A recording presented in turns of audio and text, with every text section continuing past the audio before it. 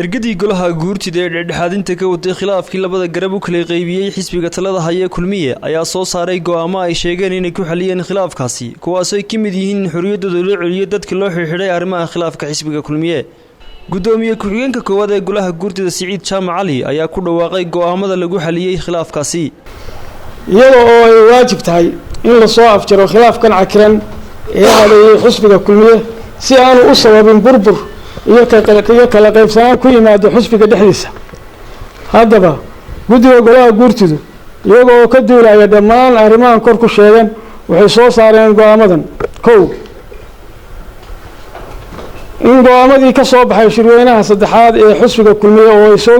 ay soo saareen shirgudoonkii shirweynuhu una gudbiyeen madaxweynaha jamhuuriyadda Soomaaliland gudoomiyaha xisbiga xiraaliyaha guud ee qaranka gudoomiyaha guddiga diiwaangelinta isla markaana ay guddiga diiwaangelinta ururada iyo axsaabta qaranku ansixiyeen ay sidoodii ay u dhaqan gal yihiin inkastoo uu xaq u yeelan karo madaxweynuhu iyo qof kasta oo dalka madaxweyne ka noqdaaba inuu dhammaysto labada teeran doorasho ee dastuurku u jideeyay hase yeeshee in cid kasta oo ka mid ah golaha dhexe ee xisbiga kulmiye oo buuxiso shuruudaha laga rabo qofka isu taagaya doorashada jagada madaxweynaha uga tartami karo golaha dhexe ee xisbiga kulmiye dhexdiisa saddex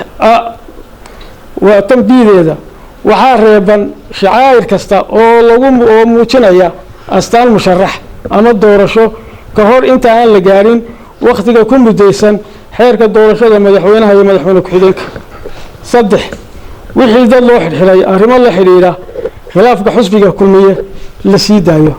ergada dhexdhexaadinta ka waday khilaafka xisbiga kulmiye ayaa labada garab ay kala hogaaminayeen madaxweyne Silaani iyo gudoomiyaha xisbiga kulmiye Muuse Biixi Cabdi oo kulan lagaga dhawaaqayay go'aamadan oo maanta ka qabsamay xarunta madaxtooyada waxay sheegeen in labadooda dhinacba ay aqbaleen go'aamada golaha guurtida